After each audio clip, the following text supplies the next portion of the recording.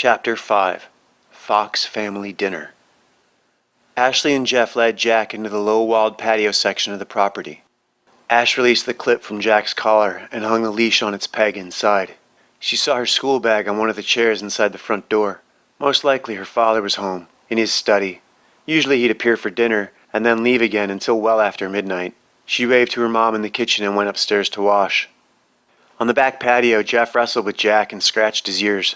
From inside, his mom said, "Get in here and get cleaned up." Jack followed Jeff into the house, only to be chased back outside. The puppy sat on the other side of the glass, panting and fogging the pain.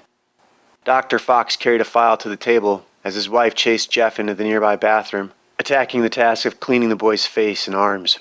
Fox thumbed through a top-secret logistics brief, his left hand resting on the Micronics device.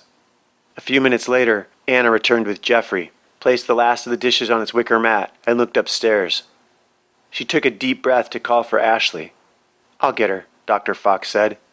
Before he cleared his chair, Ashley appeared at the top of the stairs and came down. She took her seat and noticed the black rectangle sitting before her father. "What's that?" she asked. "Work," he replied. "It's a paperweight." Despite its near constant presence, it was rare that Andrew let his children catch a glimpse of the device. Neither of them had ever asked about it before. Dr. Fox looked at both his children. "Don't ever touch this. Not under any circumstances. Is that understood?" Ash and Jeff both nodded. Jeffrey looked at the device. He looked as if he was going to reach for it, but didn't. Their mother returned and began serving the meal. Jeffrey started shoveling the food into his mouth. Anna finished serving and sat. Neither Ashley nor her father moved toward the food. Ashley had noticed that when he had something to say, he usually did it before he began eating. Her mom broke the ice. "There's something we've been talking about." Ashley tilted her head and looked at her father. Dr. Fox met his daughter's gaze. "Arranged for you to attend a special camp this summer." Ash had asked to attend the Wellstone Ballet Camp and had her heart set on it. Summer programs were a great way to get familiar with the academy, making it easier to get accepted later. Her father had said he'd think about it, an answer recognized by kids everywhere as synonymous with no. "It may interrupt your ballet training for a couple weeks," he said, "but Sifu Pan's Flying Dragons Martial Arts Academy is having a camp you should attend. Several of the instructors are accomplished dancers. The cross-training will help you with your ballet. Not as much as ballet camp would." Her mother smiled but didn't say anything. "Plus, I could get hurt," Ashley pointed out. "You could get hurt dancing," her father countered. "I bet more people get hurt fighting." Ashley's mother laughed. Ashley looked at her food, her jet-black locks concealing her face. She raised her head and looked back to her father. "What if Jeff wants to take Kung Fu when he's older? Does he have to take ballet too?" Dr. Fox had raised his fork, but set it down again. "Yes." "Wait, what?" Jeffrey asked. "If he has to study martial arts, then yes, that aggression should be balanced by a softer art. Maybe not dance, but music or oil painting, something for balance," Dr. Fox answered. "But that's not why you're making me take these classes. For balance." With a boy who wanted to fight, you'd be trying to check aggression and develop maturity. With a girl, it's the opposite. You want to build physical self-esteem and intuition. But that's not why you have to do it. You have to do it because I said so. Is that clear? In her father's study, the phone began to ring. He ignored it. It continued to ring as Dr. Fox held his daughter's stare. The ringing became incessant. "Yes, clear." Ashley glared at her plate. In the other room, the phone clicked over to the messaging system. "I'm not hungry," she said. "You're excused," Fox answered. Ashley stood and left the table. The phone began ringing again. Dr. Fox nodded to his wife and rose from the table, crossing to the study to answer. "What kind of problem?" he asked. Chapter 6 Gravity Knots.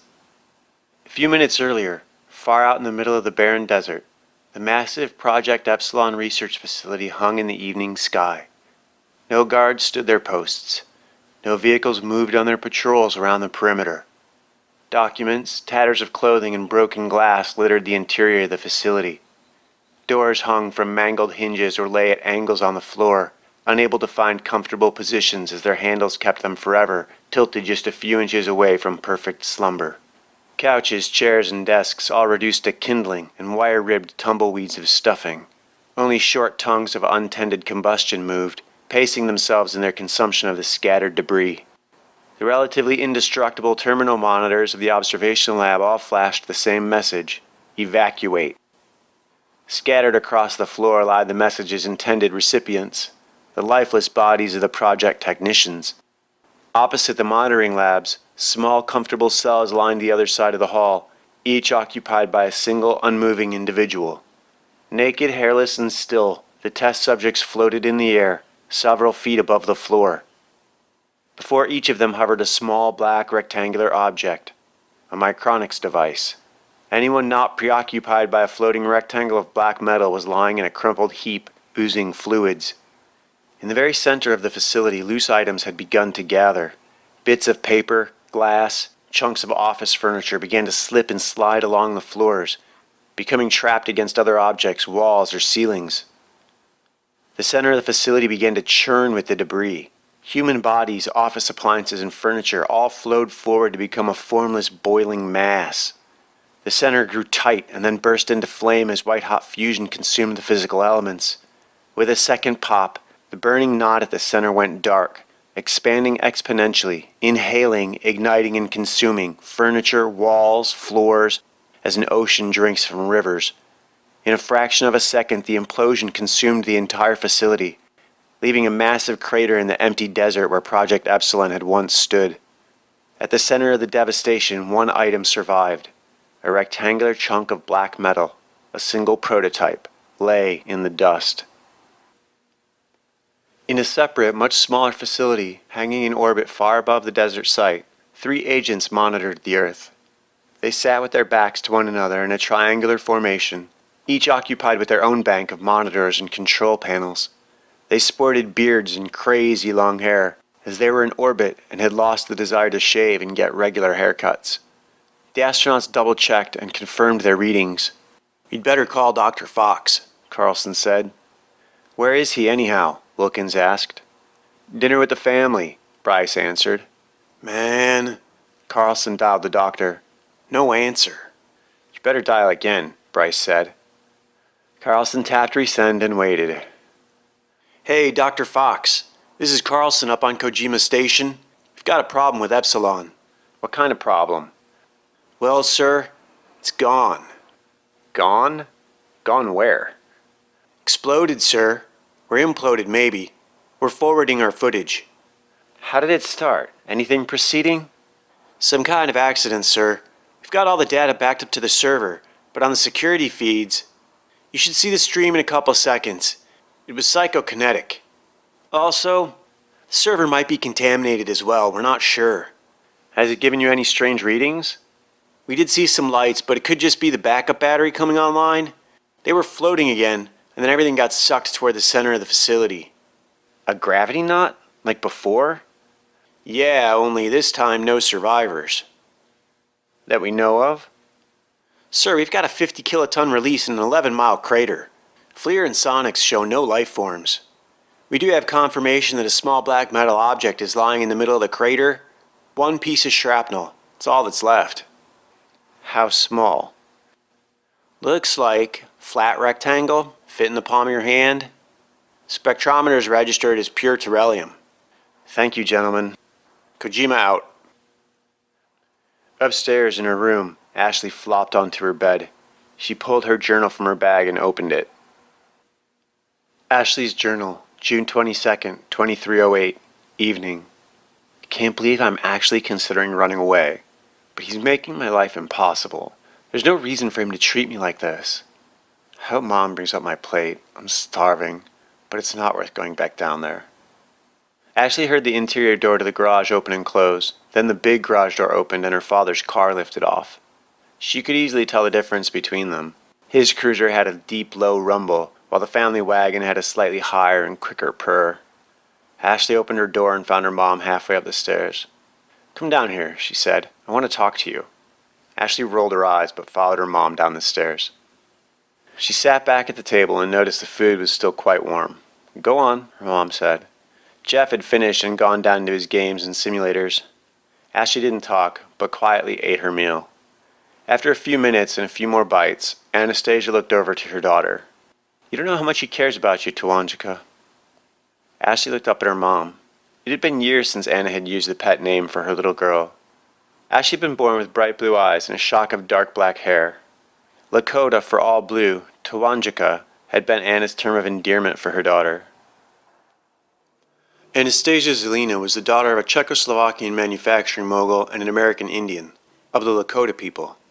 Both her parents insisted Anna be fluent in their native tongues, so she spent lots of time between the two countries, learning English and Russian, in addition to the Czech and Lakota languages. She'd tried to pass on some of what she remembered to her children, but Ash and Jeff seemed to absorb none of it. I know it feels like he's ignoring you, but he isn't. He's just got a lot on his plate right now.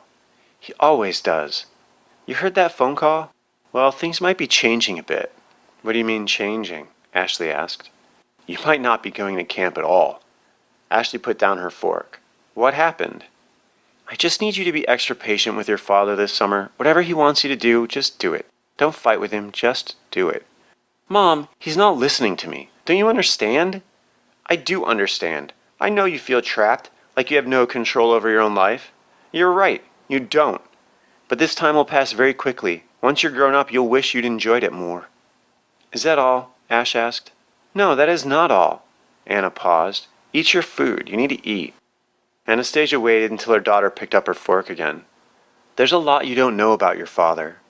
Anna looked out through the glass doors into the backyard. I was only 26 when we met. He was a few years older, but he already had the world by the tail. Everybody wanted what he had. What did he have? Ashley asked. Everything. If he wanted it, he could get it or make it.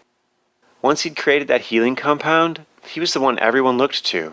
He's been working on a new project. Apparently it just went sideways. Ashley didn't speak. Over the years, your father has embarrassed some very important people, and they aren't the forgiving sort. They are looking for any excuse to take a shot at him. They're going to shoot him? Ashley asked. Only if he's very lucky, Anastasia answered. What?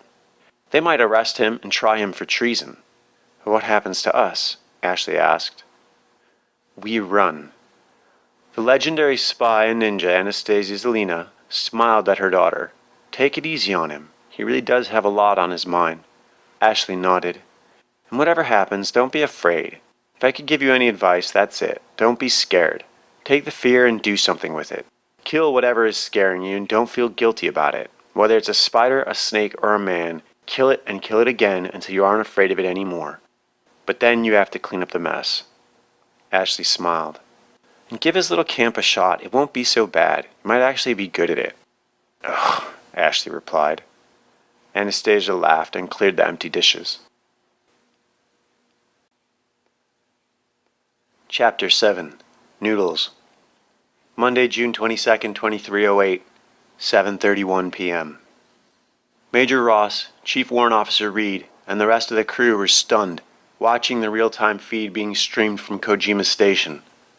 What the hell? Ross asked no one in particular. Oh my God, Reed echoed.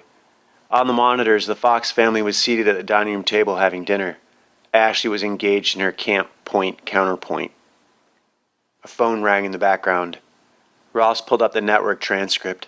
It's Carlson up on Kojima, dialing the doc's home line. Ross picked up an amplifier and projected Dr. Fox's feed onto one of the inactive monitors. Ross and the lab crew watched as Fox answered the phone and listened to Carlson inform him of Epsilon's destruction. They watched as his vitals remained calm and cool. Of course, how could he be surprised by something he must already have been aware of? Sir, Reed drew Major Ross's attention from Fox's charts. We've got server crashes at farms 2, 3, 5, 7, 11, 13. It's prime numbers all down the row. The mirrors? Ross asked. Looks like one for every 3 of the lost originals. Take us completely offline and build a new grid from scratch. Partition a disk image and initialize all other drives. Archive half the unaffected stock and hard start replacement procedures. Vault all unaffected mirrors and replace them. Storage facilities? Sync the vaults. I want split archives in 13 partitions. Spread them through the belt. I want 2 additional black boxes on the poles of Ceres, Vesta, Pallas, and Hygeia. Copy that. Syncing vaults in the Atlantic and Pacific. Mirrors in the 12 houses, plus 1 in Ophiuchus. Dropping cubes on Charlie Victor Papa Hotel. We are 180 on the vaults with 72 on the mirrors and an additional 12 on the cubes. I want the vaults underwater in 90 minutes. Reed punched in the calculations. That will add an additional 5 hours travel time. I don't care if it adds 5 weeks. Get them out of the atmosphere. Yes, sir. Reed ran a couple more options. I can get them wet in 20 if you like, but it's a 2-week cruise. Better still. Copy that. Reed went to work. Ross pulled Fox's conversation with Dr. Tay. I've been working on the interface, Fox said. I think the micronics can do more than just communicate. Such as? Dr. Tay asked. I think it can be detonated, Fox answered. This is going to be a serious problem, Ross said. The analog phone in the lab began to ring. Ross lowered the master volume and answered it. What's the word? Hey, boss, we ought to get some noodles tonight. Like ASAP. Ross recognized his old friend's voice, First Sergeant King. I have something you have just got to see to believe. Sounds like a plan, Ross said, disconnecting the call and turning to Reed. Chief, go analog and prep backup numbers for all 9 members of the Black Willow team. Copy. We are disconnecting and we are analog, prepping backup numbers for the 9. Don't burn down the house while I'm gone. Aye, aye, sir. Ross exited the lab, his progress toward the parking garage displayed on the overhead security monitors. Dr. Andrew Fox landed his transport in the bottom of the depression that had been Project Epsilon. What had formerly been pale off-white sand had now been stained with an inch of black soot. The black spread outward in a radial gradient, fading away from his central position. The heavy black particles swirled and settled around him, hovering above the sand. Fox knelt in a thin layer of soft dust. He appeared to be tying his shoe. When his hand touched the item, a shock went through him. The device was unique, different. It felt angry. Unlike the original device, the Micronics, this one announced itself. It told Dr. Fox it was the Metacron. He lifted the small device from the floor of the crater and dropped it into his pocket. The moment the device left his hand, he felt relieved. He stood in the center of the crater for several minutes, pondering the implications of this new development.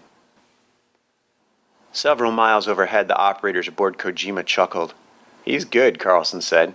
I didn't even see that. Did you see that? I didn't, Bryce replied. Smooth. Even the cameras didn't see it. Very smooth, Wilkins laughed. Too bad the new spectrometer got him, Carlson said. Oh, wait. What? It's not recording. Fellas, we may have a glitch with the new spectrometer. It seems to have a habit of turning the record function off. Noted, Bryce and Wilkins laughed. Fox knew these men personally. They were trusted agents of the highest caliber. They had each been issued their own amplifiers, albeit with limited permissions, and the orbiting lab was composed of Micronics formatted Terrellium. There was no doubt where their loyalties lie. Ross finally arrived and made his way through the crowd outside the Noodle House. The Chinatown restaurant didn't have a proper name. The symbol simply read Noodles, so that was what they called it. Despite the throng flowing past the doors, the restaurant was rarely more than half full. The lack of a wait, combined with the incredibly poor service in a foreign-speaking part of town, made Noodles a winner for the quick and dirty parlay. Throw in the fact that no windows faced the street, and Ross was satisfied, regardless of the menu. King and Snow were already seated when the Major arrived. Both had ordered and been served. He waved to the manager, who waved back. Almost as soon as he'd settled into the booth, a waiter arrived with a small cup of green tea and a steaming bowl of the house specialty. Where have you been? Captain Snow asked, blowing the steam from her own bowl of noodles. Your food is still hot. What are you crying about? Ross replied. We're on seconds, First Sergeant King smiled. Even dressed in civilian clothes, the sergeant's sharp flat top and massive build identified him as a cop, active military, or private security. He'd retired after serving 20 years with Uncle Sam's misguided children and immediately been snapped up by the Secret Service. Still serving in the Corps, Captain Snow, though female, looked equally dangerous. Her broad shoulders and powerful arms offset her natural feminine beauty. Ross never got used to seeing her in 2 places at once, as one of Snow's copies had married Dr. Fox and was now raising 2 kids. Ross's 9 to 5 was as commander of the primary security team for this woman's other self and her children, Ashley and Jeff. Major Ross was himself just as obvious, standing over 6 feet, carrying 250 pounds of lethal muscle. He also had several handguns concealed about his person. There was no way he was just another guy. Sorry it took me so long. I grew a couple tails this afternoon, so I had to stop for a quick shave. What have you got against good food anyhow? King asked. Captain Snow laughed. Since when do you have a problem with noodles? This place is great. No crowds. Half the lights don't work. So you can't see what you're eating, King laughed. Oh, come on. They stopped serving dog years ago. That's not funny, Snow laughed. So what's the emergency anyhow? King sat up. Didn't you hear? Epsilon. Boom. Gone, Daddy, gone. What? Snow looked shocked. Ross and King both nodded. Gets worse. Seems your boyfriend, King started. My husband, Snow corrected him. Whatever, King rolled his eyes. Does sound weird, doesn't it? Snow smiled. Well, earlier today, the first sergeant gave his newsman's delivery. Can you believe I haven't seen him in 5 years? Snow asked. See him every day. Only in my dreams, when we sink. But not me, her. You can't be jealous of yourself, Ross said. Can we get back to why I called this meeting, please? King asked. Snow waved a hand and looked away, laughing. King looked at his watch. 4 hours ago, I got called into the deputy chief's office. The buzz was that the intel desk was all hot and bothered by something they picked up. I'm still not sure how they got it, but I got a copy of what they got. King pulled out his stream player and set it on the table. This has been making the rounds upstairs, and this is not good. When you throw in the explosion of Epsilon a couple of hours later, after they're already wound up about this? Come on already, Snow said. King pressed play. Ross rolled his eyes, well aware of what was coming. The monitor lit up with the images of Doctors Fox and Tay. You're telling me that a thought equation can be used to detonate what? That little chunk of metal you carry around? Or a gravity disk? Dr. Tay, I think this equation could detonate any sort of deposit you feed it to. A vehicle, building, an entire district. It could burn the stagnant terrarium in the air around us. Captain Snow hit the pause button. What the hell? She shook her head in shock and confusion. That was 4:37, King pointed out the date-time overlay. And this, he switched the player to another stream. This was 1931 Pacific Standard. The player showed a satellite image over the western Mojave. Ross immediately recognized it. The flash from the Epsilon location was unmistakable. The camera zoomed in, but there was only smoke and dust. The footage scaled up and was examined in slow motion by an operator. There was no warning. One moment the buildings were there, and over the course of a few frames, a bright light spread outward, engulfing them. The singular light then contracted, leaving only dust and smoke. In real time, the flash lasted only a fraction of a second. They're saying Fox can do that at will, King said. God help us all. Ross stared at the ceiling. If Fox could do this at will, you really think this would be how he announced it? No, this was an accident, plain and simple. It could have been sabotage, Snow suggested. It's exactly what they're saying downtown, King said. It's not sabotage, it's project failure. You don't have to read anything into it. Stanwood's saying it was deliberate. He's saying this is Fox putting the Fed on notice. This is his shot across the bow, as it were, and he's got a lot of people on board already. Half of the cabinet is buying into it. What's Croswell doing? Ross asked. I didn't talk to him, but I'm pretty sure he's aware of it all. From what I hear, Stanwood has the Chief of Staff, the Attorney General, the DOJ, and Homeland in his pocket, and Croswell holds the Joint Chiefs, the DOD, and the agency. But if our names get leaked, the game is up. He can't bail us out if we're all in the same cell. How did you hear about this? Ross asked. Oh, you're going to love it. I was called in for a joint training mission between Secret Service, Homeland, and the Bureau. They even have reps from the Coast Guard and the DEA to collaborate on a Dr. Fox worst-case scenario. Right now it's a what-if, but that's always how it starts. If they force the issue, if Fox decides he isn't interested in surrendering, if he decides to just run with this for shits and giggles, it'll destroy the administration and the country. They can't beat him, Snow stated. Oh, they don't have a hope in hell. But if they throw the entire weight of the government at him, and he removes the players, even one at a time, if he decides to take it personal and political, the world would be a better place. What? Snow asked. They'll be calling him Emperor and offering him a golden crown is what? Ross concluded. That sounds nice, Snow said. It's usually followed by a series of stab wounds. But they don't know what we know. Which is what? For all we know, he could nuke Angel City if he has a nightmare. Yeah, well, never liked this place much anyhow, Snow said. Are you kidding? I love AC. I can't get enough of this town. That's 'cause you're never here, Ross smiled. Look, it's Stanwood, man. He's all over this. I told you we need to handle him. If we don't, it's just a matter of time until he gets our records, and when he does, it's going to be goodnight Gracie for all of us. King made a circular gesture, but Ross and Snow understood that he was including the 6 absent members of their team as well. If we don't get proactive, and I mean right quick, we're not going to have a chance. He's the National Intelligence Director. What are we going to do? Go after the entire cabinet? Take out a bunch of politicians? A coup? Are you talking about a coup? That is treasonous, Ross pointed out. What about this?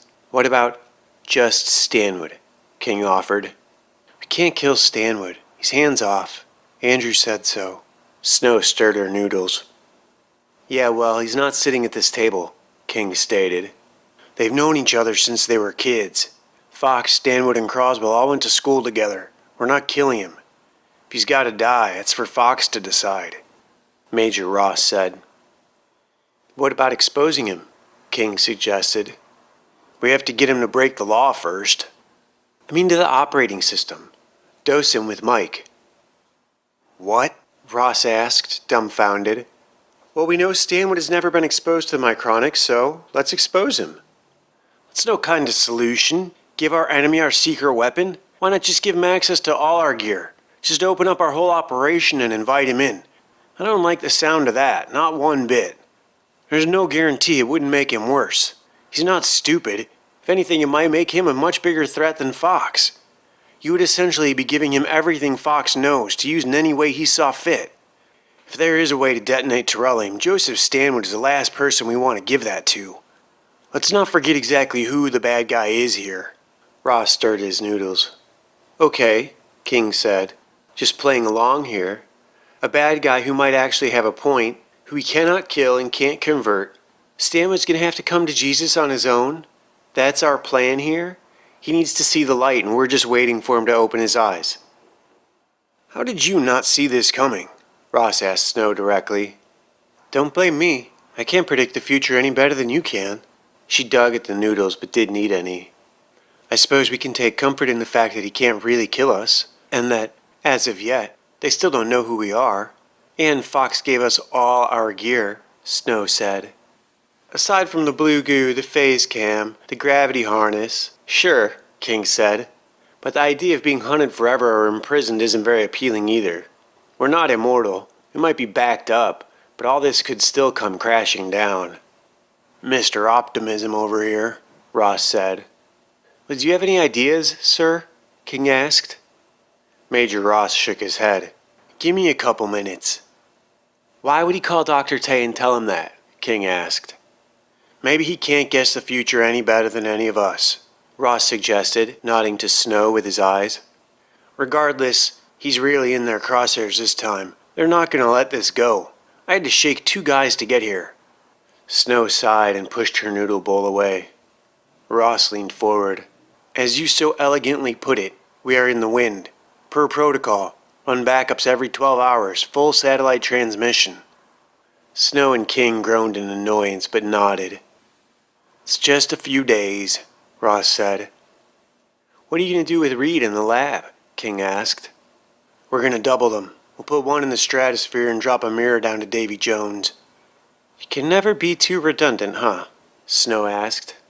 Served us so far. Reed's getting the local decanters loaded and prepped. We'll have 7 clones on ice, each, Ross said. Yeah, but those still need 6 months to cook? King asked. It does us no good if Fox or Stanwood nuke Angel City, Snow said. It's not going to happen. What about the battle armor? Are either of you mission ready? I'm on my last legs, Snow said. I've got another, King replied. I'm down to 1 myself. Looks like I might have to use it tonight. If Stanwood has that, Ross gestured to the player, I know he's going to pay me a visit soon. Might as well give him a show. I'll shadow you if you want. Nah, let them have their fun. If they don't show their hand, we've got nothing. And no idea exactly who was after us. We know exactly who was after us, King said. Fox is pretty sure Senator Miller is pulling Stanwood's strings. He wants to get the roots with the weeds. We should go scorched earth on these idiots. Epsilon is completely their fault in the first place.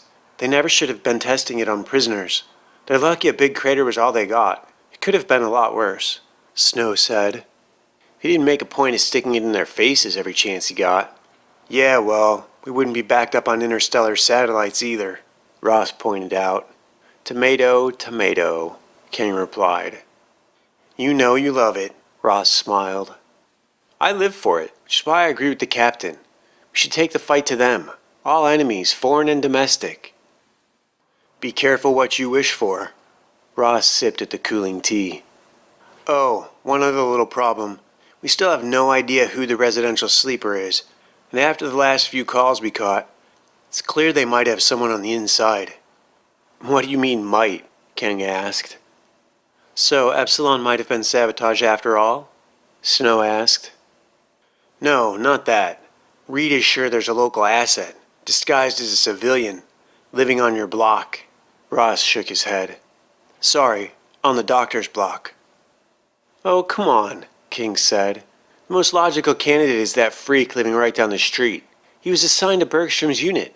There's no way that's coincidence. Well, it's damn clumsy if he is. It's completely obvious, Ross said. If who is? Snow asked. Martin Dunkirk, King answered. He's a nightshade.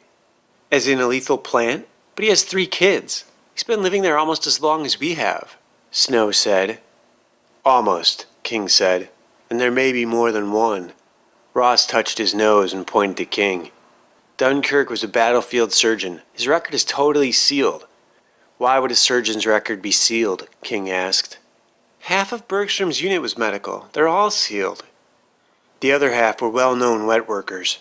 And now one of those freaks is living right down the street from you? That is no coincidence, King said. Well, the DoD unit, Faulkner's team, I think the leak is somewhere over there. But Fox and Croswell swear those guys are clean. Sounds like time for a good old-fashioned mole hunt. I just don't want my kids getting hurt, Snow said. I don't know how you do it.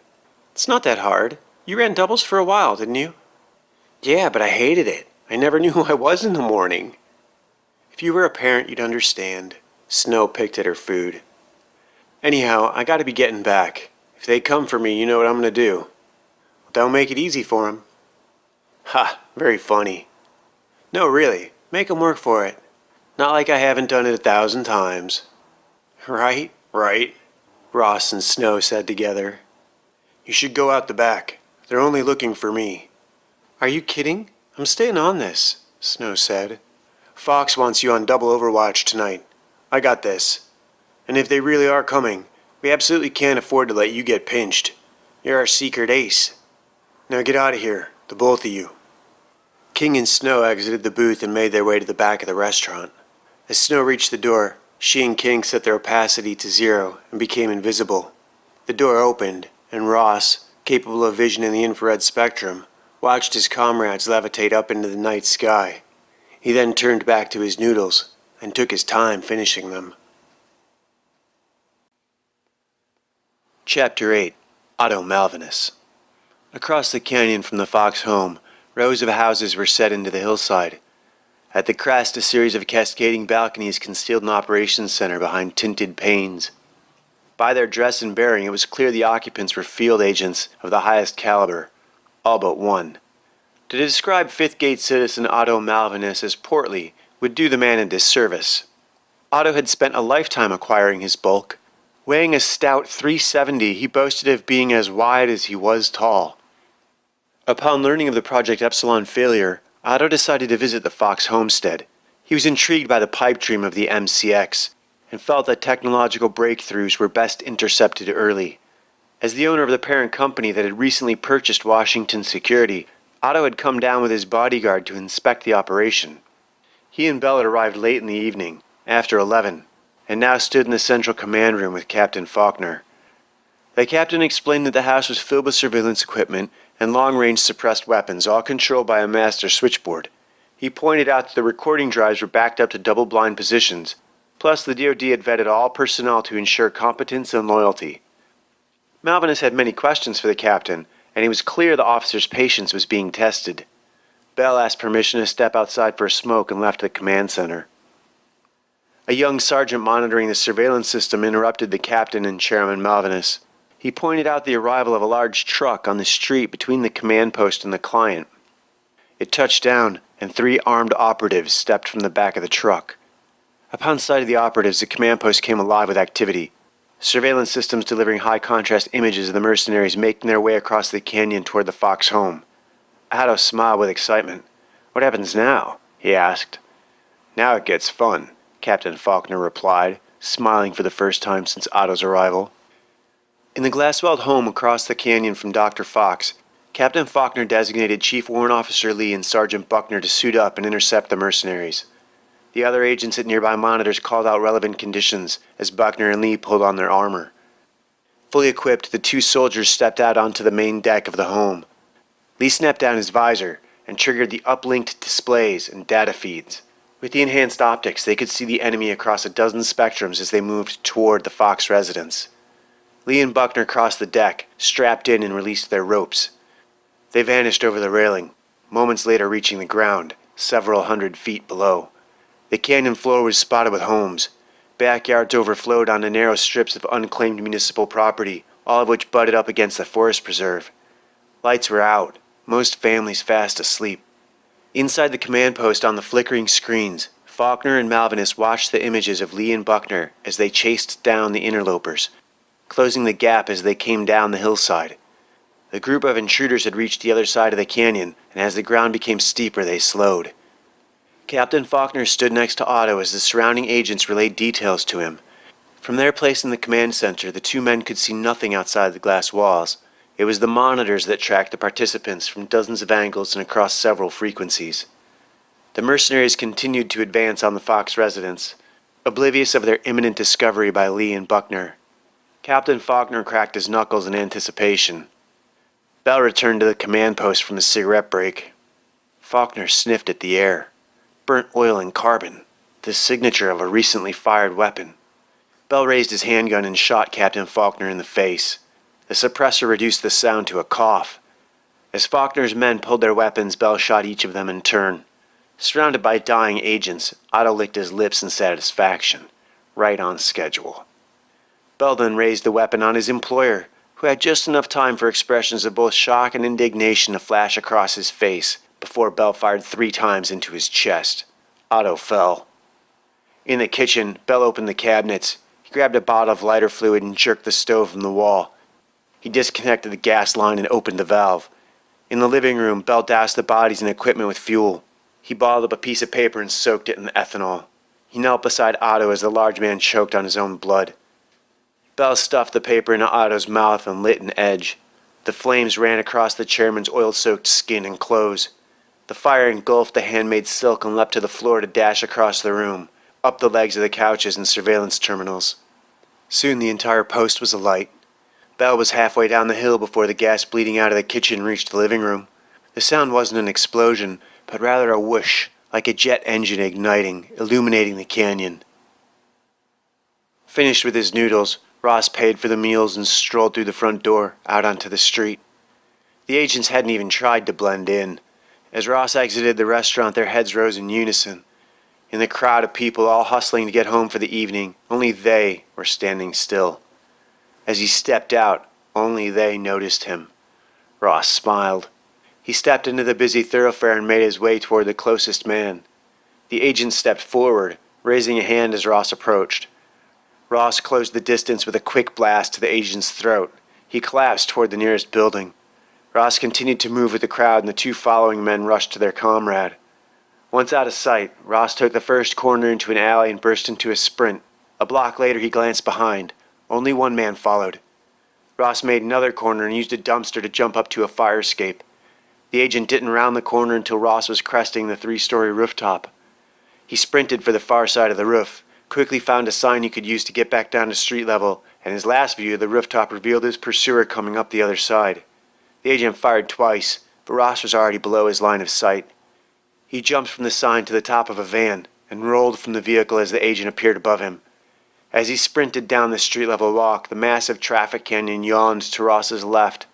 Vehicles whizzed by just a few feet away, 6,000 feet above the surface of the earth. Ross reached a taxi stand and heard the agent shouting into a communicator behind him. He climbed into the back seat of the first cab, gave the driver $50 and, staying low, climbed out of the driver's side door. "Just drive till it runs out," he said, closing the hatch. Ross slipped back to the second waiting cab and climbed in as the first taxi pulled away. "Where to, mister?" Ross handed the man a bill and said, "Just sit right here for a bit." "Your money," he replied. Ross watched as the agent sprinted up the row of taxis and predictably climbed into the first one. His. He held his weapon on the winded Fed. "Aw, what the hell?" the agent heaved. "You tell me," Ross answered. "You're not going to shoot me," the agent said. "Why not? I'm a federal agent." "You got any ID?" Ross asked. The agent rolled his eyes.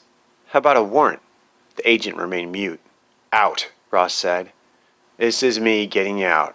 The agent opened the door and climbed out. Ross fired. The bullet ripped into the federal agent's knee. He slammed the door, saving Ross the trouble of doing it himself. He gave the driver a destination, and the agent had enough time to punch the window before he went down and the taxi pulled out. Ross was impressed with the kid's stamina. Despite the wound to his leg, he managed to keep his feet for a few seconds. He didn't even scream. Impressive. Chapter 9. Not So Safe House. The cab landed in a rundown section of the industrial district. Ross hadn't taken any great pains to see that they weren't followed, but he hadn't spotted anyone either. He tipped the driver handsomely and the cab pulled out, accelerating into the darkening Angel City sky. Ross noticed no drifting transports. No one seemed to be watching or following, and he proceeded along the parking ledge until he made a turn, taking a route deeper into the district.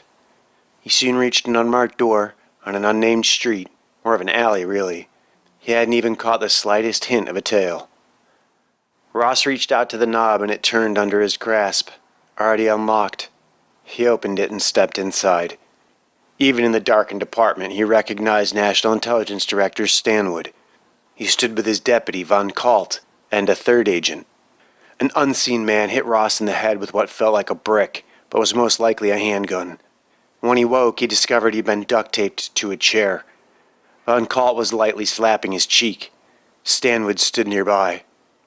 Ross laughed, snapped the tape securing his right arm, and grabbed Von Kalt by the throat. With a mighty effort, he headbutted the deputy director in the face, breaking his nose. An electrical jolt to the base of his skull stopped Ross cold. The duct tape was replaced with metal cuffs, fished from Ross's own gear in the safe house. This time he was splashed with water, from well outside arm's reach. "If you think your friends are going to save you, think again." "I'm not the one who needs saving," Ross answered. Stanwood produced an arrest warrant and pointed to Ross's name. "You see that? Kelton Ross. That's your name right there. So instead of wasting everyone's time, why don't we just jump ahead to the part where you tell me what I want to know?" Ross spit at Stanwood. Stanwood nodded to the agent standing behind the major, and another electric jolt was delivered to his wet frame. Von Kalt stepped forward with a left jab, followed by a haymaker of a right, catching Ross square on the chin. They all heard Von Kalt's fist crack. The sharp intake of breath confirmed a cracked knuckle at the least. Ross laughed, prompting another jolt of electricity to his spine, prolonged this time. Ross pushed the energy into his wrists, using the taser to fight the cuffs, maybe loosen them. He laughed the whole way through. Stanwood gestured for the taser agent to step back. Cut his shirt off. Von Kalt, nursing a sprained finger from punching Ross's hard head, handed Stanwood his huge tactical buck knife. Stanwood rolled his eyes but took the knife. "Here's what I don't understand," he said, as he cut the big man's shirt off. "You're a decorated veteran. They still tell stories about you at Quantico. You're the knight in shining armor who rescued former President Stagwell's daughter single-handed. Took 3 bullets on that one, didn't you? You're a goddamn legend," Stanwood said. He finished with the shredded shirt and stepped back. "But what is this?" he asked, pointing to a spot on Ross's stomach. "I read your file. You were shot here, here, Here, but there's no scars. Stanwood drew and fired, the bullet ripping into Ross's stomach. Ross coughed and smiled, blood on his lips. He was farther back. Across the room, Stanwood raised the gun and pointed to Ross's tattoo. There's nothing about any tattoos in your file. How could a major in the U.S. Marine Corps get something like that redacted from his file? I wonder. Maybe I'll have to take it back to the lab for further investigation. I mean, it clearly is evidence of something. Stanwood pulled out his own audio player and played Dr. Fox's conversation with Dr. Tay. Terrellium can be detonated, came Dr. Fox's voice. Stanwood looped it. Terrellium can be detonated, Fox said over and over. Stanwood stopped the player and stooped to Ross's eye level. Why don't you tell me about this latest episode of treason? Ross said nothing. As we speak, federal officers are raiding the good doctor's home. Then what do you need with me? Ross asked. Stanwood looked at his smoking weapon. You didn't get a warrant on him, did you? Are you going to cause some sort of training mission when it all goes south? Are you hoping your agents don't finger you when Fox gets a hold of them? You're right. The Attorney General refused to sign the warrant, but that's just a temporary delay. I will take possession of the micronics within the next few hours and drop it into a deep, dark hole. Then you and your gang of thugs will never threaten this republic again. Ross spit out a mouthful of blood. You're the threat, Stanwood, and now that I know it's you behind all this, I will see you dead. Therein lies the rub, Major. I'm not acting alone, and besides, threatening a federal officer is an act of treason, a capital crime, even for a commissioned Marine Corps officer. You can't hurt me, Ross said. Stanwood smiled and handed Von Kalt the knife. Von Kalt set down the ice he'd been holding on his damaged hand and took the blade. He flexed the hand, but didn't have the necessary mobility, as it had swollen up nicely. Guess I'll just have to do this with my left, then, Von Kalt said. Too bad for you, chum. Do your worst, Sally, Ross taunted. Von Kalt set about removing Ross's tattoo with the knife. Lee and Buckner had already noticed a distinct lack of response from the HQ. Several systems had gone offline, short-circuited by the oil and flame. When the residents ignited, the fireball confirmed their worst fears. The three soldiers ahead of them broke formation. The center man turned around and began to advance, coming back downhill. His comrades moved to the flanks. They had the high ground. Tactics 101. Buckner and Lee had been betrayed and were now outnumbered at least 2-1 with hostile forces in front and behind. Emergency fire systems kicked on in the command post, evacuating the oxygen through a vent in the roof, producing another bright fireball. Inside the building, the remaining flames were extinguished with automated blasts of foam. The canyon faded into darkness again. Huddled in the open area between the residential backyards, Lee gave Buckner the signal for smoke, gesturing for him to throw to his left, while Lee threw to the right. The grenades popped and further obscured the summer evening. Lee told Buckner to attach his silencer and pulled his own from a pocket. He gestured, and the pair moved back to a covered position. Then, without a word, Lee dashed off to the left. 2 mercenaries came through the smoke. First one from the left, followed by another from the right. Confused, they met and continued downhill toward Buckner's covered position. As the sergeant centered them in his sights, the head of the man to the left exploded all over his comrade. The second man ducked, intent on returning fire. Instead, Sergeant Buckner's bullet ended his intentions. He'd been aiming for the man's midsection, but when he ducked, the round went through the mercenary's chin, slapping into the underside of the helmet. Lee stepped out of the darkness and fired toward the young sergeant. Buckner heard a cry from behind and Bell fell dead, just short of his position. He looked down at the bodyguard and back at the smoldering residence. While Buckner kept a watchful eye out for the unexpected, Lee dashed over to Bell and rolled the dead man onto his back. After a cursory search of the mercenary's pockets, Lee discovered Captain Faulkner's access card. It was the security team's only means of access to the Fox residence in case of an emergency. Lee knew the rest of his team was probably dead, but he was relieved to know that Dr. Fox and his family were still secure. The 3 commandos represented little actual danger. They were bait. Standard devices couldn't breach the exterior of the home. Without the inside man and Faulkner's card, there was little real threat to the family. A suppressed shot rang out and slammed Buckner to the ground. Lee rolled back against the garage. He snapped the card in half, stomped on the pieces, and fired the plastic bits just for good measure. Lee scanned for the remaining mercenary and wondered why they hadn't pulled out big money on this job. He'd been afraid of facing down advanced biomechs, but these were just regular guys. He felt cheated. Buckner groaned from the manicured lawn. Lee was grateful that at least the mercs carried suppressors. He wouldn't have to worry about curious homeowners investigating the sounds of gunfire. He scanned the hillside again but couldn't pinpoint the shooter. He leapt forward, grabbed the wounded sergeant by his belt, and dragged him to cover. The canyon remained quiet. Buckner woke. He pulled off his helmet and fingered the burn hole where the incoming round had ripped through the cloth cover before striking the bulletproof composite, knocking him senseless. In the distance, they heard the approaching sirens of emergency crews dispatched to the ruins of the command post. Buckner relaxed against the garage wall, rubbing his neck. Lee placed a call to corporate, downtown. Chapter 10. Decisive Recall. It took Von Kalt almost 20 minutes to cut the skin from Ross's shoulder, using his clumsy left hand. He hadn't been careful. He'd peeled back the skin of the arm and shoulder and removed it, laying it flat on a nearby countertop. Ross realized he must have passed out at some point, but his senses were coming back. He could hear Stanwood arguing with someone outside. It was Croswell.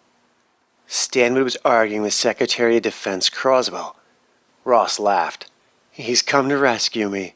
Oh my God, how adorable. One of Stanwood's deputies was yelling now too. Ross heard a sharp crack and a stifled cry. This is between me and the director. If you get in my face again, I'll shoot you, Croswell said. Holding a position usually reserved for civilians, Croswell was a heavily muscled veteran of 3 wars. He was gruff, surly, and couldn't be rushed into anything. He was known for going against the grain, just for the hell of it. He liked to help the little guys and kick the big guys in the shin, and he laughed about it all the way to the bank. Stanwood was Croswell's complete opposite, both physically and personally. He was lean and wiry. He tended to strike as soon as conditions became favorable, and the concept of mercy was alien to him. He was Caesar to Croswell's Pompey, the embodiment of ambition as opposed to natural talent. A former lawyer and non-vet, he'd come up straddling the gray area between the political and intelligence worlds. After school, he'd been employed by all the strategic think tanks at one time or another. For the second half of his career, he'd served as Senator Miller's right hand. That had led to the pocket of the last intelligence director, and now, only 5 years later, he found himself serving as the interim director, and he was excelling at the position. Stanwood and Croswell had known each other since grammar school. It was public knowledge that the two of them had an agreed-upon ceasefire since their first fight in the 3rd grade. It had always been the 3 of them, really: Croswell, Stanwood, and Fox. They had been at the very top of their class, but Croswell was the valedictorian and gifted athlete. Croswell and Fox had been closer, while Stanwood stood alone. Fox had plenty of natural ability, but no interest in athletics, and could have beaten Jim's GPA with his eyes closed. Instead, throughout high school, he'd been tackling world-changing medical breakthroughs. He only stayed in school because it was easy, and the girls were beautiful. Von Kalt moved over to the door, peering out through the small tinted window. The agent with the taser was also distracted, curious about what was going on outside. Ross knew there was no way his old friend would get Stanwood to back down. If Stanwood got caught interrogating Ross, there would be hell to pay, for Ross as well. He'd have to explain kneecapping the agent at the taxi stand, and who he had dinner with at Noodles. An official report simply would not do. Ross snapped the cuffs upward, splintering the arms of the chair and knocking the agent next to him backward. Using the arms of the chair as batons, he beat Von Kalt and the other 2 agents stupid, driving them from the safe house. Once the feds were outside, Ross bit down and cracked his rear molar, exposing the failsafe trigger. Another bite, and the safe house exploded. The heavy metal door buckled outward, ripping from its hinges, killing the closest agent while knocking the man with the taser and Deputy Von Kalt senseless. Croswell and Stanwood's argument was silenced for a moment. "Is this what you wanted, Joe?" Croswell asked. "What the hell?" Stanwood muttered.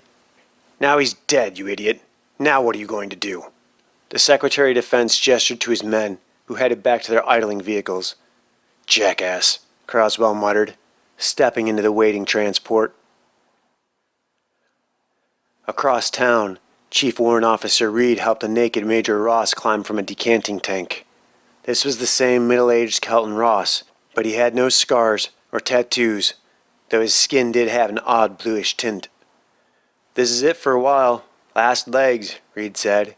"You mess this one up, you're out of the game for 6 months." "We could always drop one down from orbit." Ross coughed up blue syrup. "No, we can't, actually. The intel desk has activated an orbital breach quarantine. They have a dozen rapid response teams for every time zone on both hemispheres. If we drop anything, he's going to have it covered like flies on a deuce. We're cut off for a bit." "We should have been running dubs. Snow's got the right idea." "Shoulda, woulda, coulda," Reed replied. In his study, Dr. Andrew Fox sat before the monitor bank. He'd observed the events of the evening, as they happened, from security and satellite feeds, as well as from the Micronics directly. After everything that happened at Epsilon, the loss of the scientists and convicts, Fox was still reeling. He'd been as present for that as he was for the rest of it. The same man who'd argued with his daughter at dinner had been well aware of the implosion that had taken place hundreds of miles away. What he couldn't explain was why he'd felt the need to call Dr. Tay in the first place. It was his fault all this had happened. Well, at least Ross's capture and the attack on his home. Actually, the problems at Epsilon were his fault too. The entire thing, the mess of his life, was entirely his responsibility. It had been years since he'd spoken to Lau. Had he really known the facility would be destroyed? Now it seemed like the only logical outcome, but he hadn't wanted to believe that just hours ago. He hadn't believed it could happen so fast. And who sent a team of mercenaries to attack his home? Why hadn't they just taken out warrants against him? Fox looked down at his hands. The Micronics rested in his right palm, and the new Metacron in his left. He'd tried to resynchronize them, but it hadn't worked. He tried again. His hands could get no closer than a fist's distance apart. He tried to press the black metal rectangles together, but the devices repelled each other. They would not merge. They refused to even make contact with one another. The Micronics had never had a problem producing or reabsorbing clones before, but in the presence of the Metacron it could not. Fox hadn't fed it metal in years, but the command to expose the feed tray did nothing. Movement on the security and satellite feeds distracted him. Backup security units had arrived and were tending to Lee and Buckner, as well as the smoldering residents. Fox regretted the fact that he'd missed Bell killing the first guards. If he'd been more alert, maybe he could have warned Faulkner. Soon Lee and Buckner were moved to a safe location for debriefing, while the fire and police departments dealt with the larger scene up the hill. The backup units remained vigilant, discreetly parked around the neighborhood. Fox forwarded his usual protocol and the local media was officially suppressed in the interests of national security. He put the monitors to sleep, went to the bathroom, and vomited. On his way to bed, he checked on the children. Ashley's room was first. Fox felt a flash of concern seeing that her bed was empty. Ashley's window faced the canyon. It was possible the fire had awakened her. He crossed the hall to Jeffrey's room. Brother and sister were curled up together, sound asleep. Satisfied on several levels, Fox closed the door. It was a full hour before sleep finally took him, his wife beside him. He held the Micronics nestled in his palm. The second prototype, the Metacron, lay on the nightstand.